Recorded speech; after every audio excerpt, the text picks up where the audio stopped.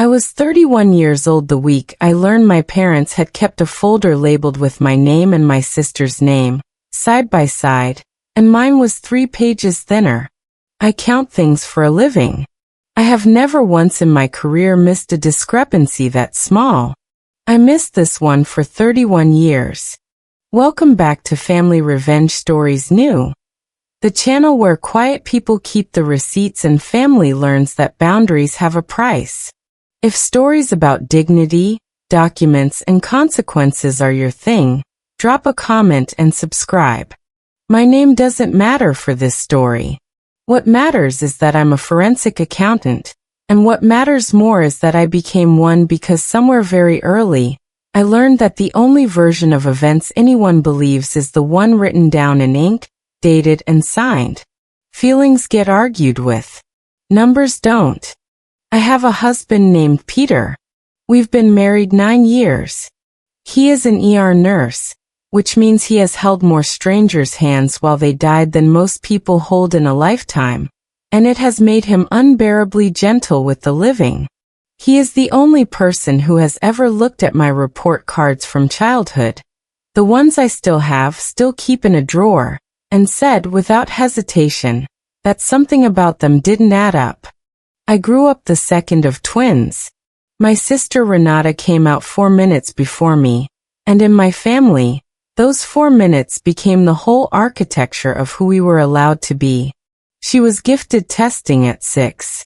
I was not tested until 9, and only because a teacher insisted. My parents, Miriam and Donald, ran our household on a ledger only they could see, and the entries were simple. Renata was the investment. I was the maintenance cost. There's a particular kind of arithmetic families run on their quiet children, and it doesn't announce itself. It just accumulates. Renata got the tutor. I got told I was the practical one. Renata got the summer program in Boston. I got a part-time job at 14 that my mother described as building character. Nobody ever said out loud that one daughter was worth developing, and the other was worth extracting labor from. They didn't have to. The ledger did the talking, and I was too young to read it. I want to be precise about the day everything became undeniable, because precision is the only thing I trust. It was March 14th, the spring I turned 12. My father picked Renata up from a chess tournament in another state, a 4-hour drive each way, and left me at home with a note that said there was leftover casserole in the fridge, and to keep an eye on things. I was 12. I kept an eye on things for 2 days while they stayed for the awards banquet. Renata won second place. I remember the trophy. I remember it because when they got home, my mother set it on the mantel and said, in front of me, "This is why we invest in her." I didn't cry. I want to be clear about that, because I've thought about it since with the same detachment I'd apply to an audit. I went to my room and I wrote down what she said verbatim on a piece of notebook paper, and I put it in a shoebox. I didn't know yet that I would spend the rest of my life doing exactly that, collecting the sentence, dating it, filing it, but the habit started that night, in a house that had already decided which daughter was the write-off. I sat with that shoebox for years before I understood what it was. It wasn't proof of cruelty. Cruelty is easy to dismiss as a bad mood, a bad day. What I had, without realizing it, was a pattern. And patterns are the only thing that hold up when someone tries to tell you it was all in your head. By the time I was 17, the pattern had a name in my head, even if I never said it aloud. Renata was the daughter who would carry the family name forward. I was the daughter who would carry the family, full stop, errands, favors, the emotional labor nobody wanted to itemize. When my mother needed rides to chemotherapy appointments for a scare that turned out benign, I took 2 weeks off my part-time job. When Renata missed her flight home for Christmas, no one asked her to explain herself. There were other entries in that ledger, smaller ones, The kind that don't sound like much until you line them up end to end. The year Renata got a car for her 16th birthday. A used sedan but a car nonetheless, and I got a bus pass and a lecture about how public transit built independence. The summer she was flown to a leadership camp in Colorado while I stayed home and covered her shifts at the ice cream shop she'd begged our parents to let her quit early from. My mother's Christmas card that year had a photo of the two of them at the airport gate. I wasn't in it. Nobody mentioned that I wasn't in it. I noticed, because noticing was already becoming the only job I trusted myself to do well. I want to say I resented her for it, but that would be inaccurate, and inaccuracy is not something I allow myself, professionally or otherwise. Renata didn't build the ledger. She simply never had to read it, because she was never on the losing side of an entry. She grew up believing, quite sincerely, that she was easy to love and I was hard to reach, when the truth was closer to the opposite. I was the one who never stopped reaching. I had simply learned not to let anyone watch me do it. I left for college on a full scholarship I earned entirely on my own, and my parents mentioned it to relatives as though it had happened to them. I built a career. I built a marriage. I built, without meaning to, a life engineered to never again require anyone's investment but my own. And I told myself, for a long time, that I had made peace with it. That's the story I was telling on March 14th of last year, 19 years to the day after the chess tournament, though I didn't clock the anniversary until much later, when my mother called to tell me my father had died. He'd had a heart attack in his sleep. There was nothing dramatic about it, which felt in its own way correct. He had lived a life engineered around one daughter's comfort, and he left it quietly, without inconveniencing anyone. At the funeral, I stood in the receiving line for 3 hours. I shook hands. I accepted casseroles. Always casseroles in this family, as if food were the only apology anyone knew how to make. Renata stood beside our mother the entire time, and I stood slightly apart, the way I always had, close enough to be counted, far enough to not be seen. It was 2 days after the funeral, in my parents' kitchen, boxing up expired spices nobody would ever use, that I overheard my mother on the phone with her sister. She didn't know I was in the pantry. She said, and I wrote this down on my phone the second I heard it, word for word. Well, obviously the house goes to Renata. Donald always said the practical one would understand. Then she laughed. Not a cruel laugh. A comfortable one. The laugh of someone who has never once doubted the ledger. I stood in that pantry holding a jar of cinnamon that expired in 2019, and I did the thing I have always done. I documented. I opened my phone, typed the date, the time, the exact words, and saved it in a folder I'd apparently been keeping, without naming it as such, for 19 years. I didn't confront her. Not yet. I put the jar down, finished the boxes, and drove home. That night I sat at my kitchen table with my phone open to that note, reading it over and over, the way you press a bruise to make sure it's really there. The reading of my father's will was scheduled for the following Thursday, in the office of a man named Arthur Kessler, who had been my father's attorney for over 20 years and who, I would learn, had also been something else entirely. The one person who'd actually been paying attention. I arrived early. Renata arrived on time, in a blazer that looked expensive and rehearsed, already speaking about the house in the past tense, as in, once it's officially mine. My mother sat between us like a demilitarized zone. Arthur opened the folder slowly. He had the manner of a man who had read this particular document many times before that morning, rehearsing, I would later understand, exactly how to deliver it without editorializing. The house, he said, did not go to Renata. It went into a trust, with specific and irrevocable instructions, naming me as sole trustee and primary beneficiary of the estate. Not because my father loved me more, the document didn't traffic in that kind of sentiment, but because of a financial history neither Renata nor my mother knew I'd ever documented. My father, it turned out, had been documenting too. There was a secondary asset neither of them expected. A life insurance policy, taken out when Renata and I were 14, with a death benefit of $412,000. And I was the sole named beneficiary. Not split. Not shared. Sole. My mother's face did something I had never seen it do. It went still in a way that wasn't composure. It was recalculation.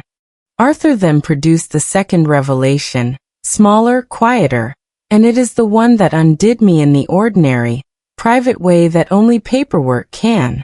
Tucked in the file was a letter, handwritten, dated the year I turned 25, a full 6 years before his death. Arthur said my father had asked him to hold it until this exact meeting. Renata's face had gone the color of the manila folder itself. She asked Arthur twice if this could be contested. Arthur, without looking up from his notes, said the trust had been reviewed by 2 independent counsel at the time of drafting specifically to prevent that possibility.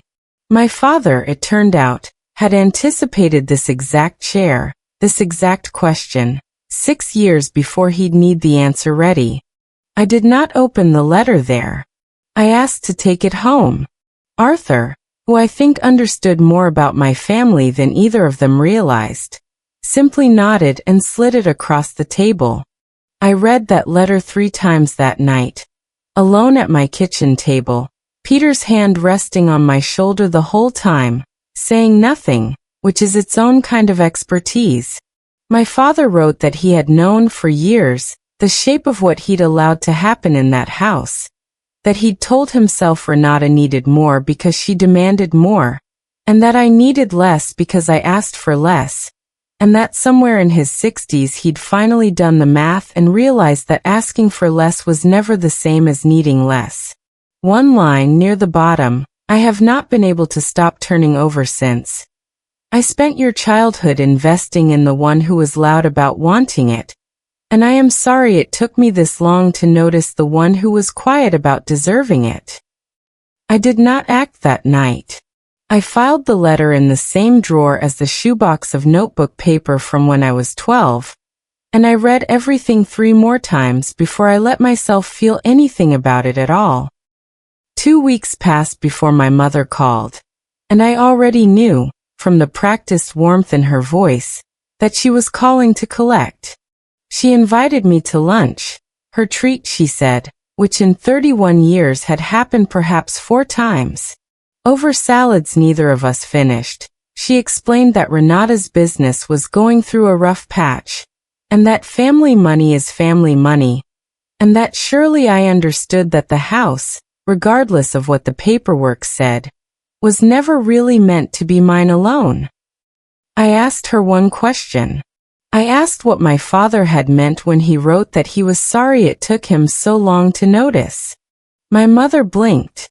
She said she didn't know what I was talking about. I didn't tell her about the letter. I paid for lunch, which felt in the moment like closing an account rather than generosity, and I drove straight to my own attorney's office and said 4 words. Send the letters, please. If you've ever watched people who couldn't spare one afternoon for you suddenly find all the time in the world once money enters the room, you already know exactly where this is going. Stick with me. Renata called it a memorial gathering. That was the phrase on the invitation.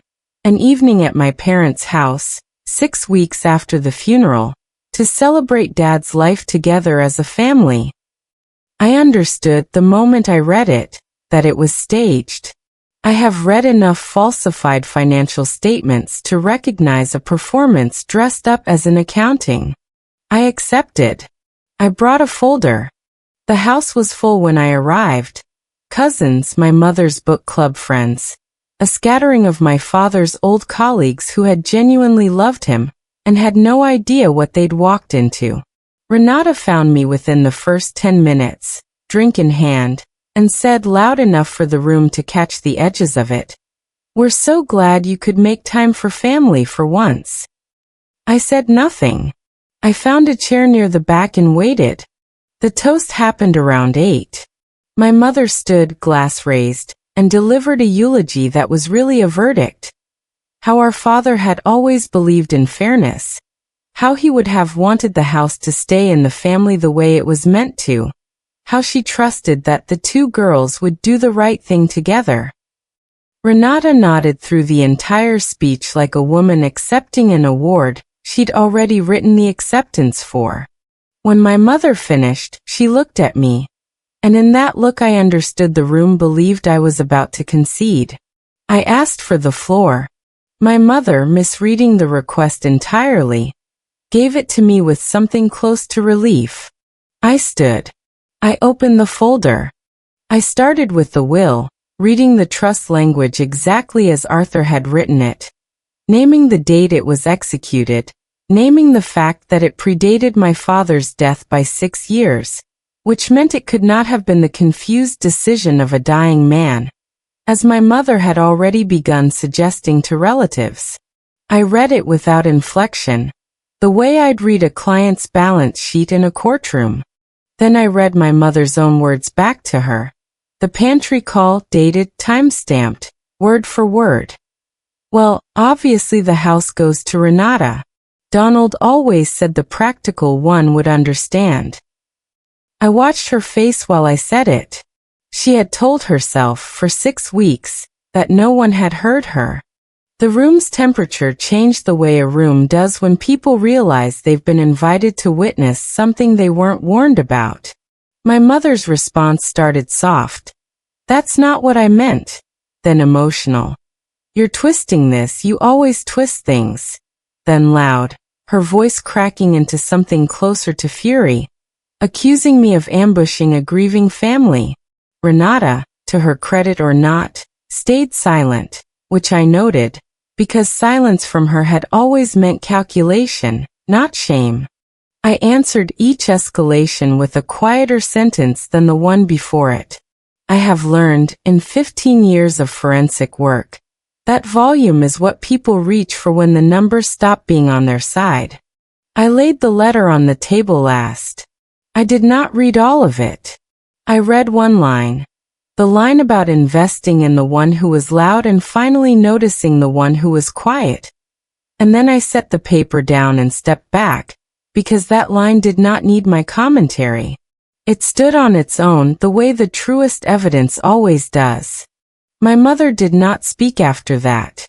Renata's husband, a quiet man named Curtis who had married into this family and I think, understood it better than anyone born into it, looked at the letter for a long moment and said, so softly only I heard it, "I always wondered why you left the table first at every holiday." It wasn't an apology. It wasn't enough to be one. But it was the first honest sentence anyone in that house had spoken to me in years. And I nodded, once, and let it exist without absolving anything. Before I left, my mother said my name. Not as an accusation this time, just as a question. As if she genuinely didn't know what came next. I picked up the folder, left the letter where it lay, and said the only thing I had prepared. "You were right about one thing, Mom. I did understand. I understood before any of you did." Then I left. The house is mine now, held in the trust exactly as my father structured it, and I have not sold it, though I've been told repeatedly that I could get considerably more for it than its current appraisal, which sits at $320,000. The insurance policy, the $412,000, sits largely untouched in an account Peter and I don't discuss casually, because some money isn't spending money. Some money is evidence that finally got acknowledged. My mother and I speak twice a year now, at holidays, in the clipped, careful language of two people who have agreed not to relitigate. Renata's business closed 8 months after the gathering. I did not offer to help, and for the first time in my life, I did not feel the old machinery of guilt kick in when I didn't. Curtis and I still exchange a card at Christmas. It is the only relationship from that house that survived intact, which I think says more about him than about me. The letter lives in a safety deposit box now, not the kitchen drawer. I moved it there the week after the gathering. Once I understood it wasn't just evidence anymore. It was the only unedited thing my father ever gave me, and I wanted it kept somewhere fireproof.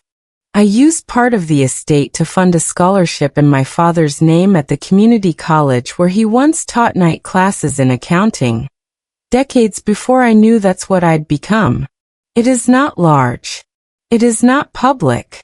It goes specifically to students who test late, who get noticed slow, who the system almost overlooks because they were never loud about needing help. I did not do this as a gesture aimed at my mother or my sister. I did it because it was the correct entry for the ledger my father tried, 6 years too early and 1 letter too late, to finally balance. I don't call what happened revenge, and I want to be precise about that distinction, because precision is the only language I've ever fully trusted. I simply stopped making payments on a debt I never agreed to carry. My family had spent 31 years treating my patience as a renewable resource. It wasn't. It was finite, and it was mine, and I was allowed finally to close the account. Calm was never the same thing as weak. My family had confused the two for most of my life, and it took a dead man's letter to teach them the difference I'd known all along. If this reminded you that quiet people keep the receipts, and that boundaries are allowed even with your own blood, take that as your sign. Update what needs updating. Tell someone who needs to hear it. Drop a comment, hit subscribe, and I'll see you in the next one.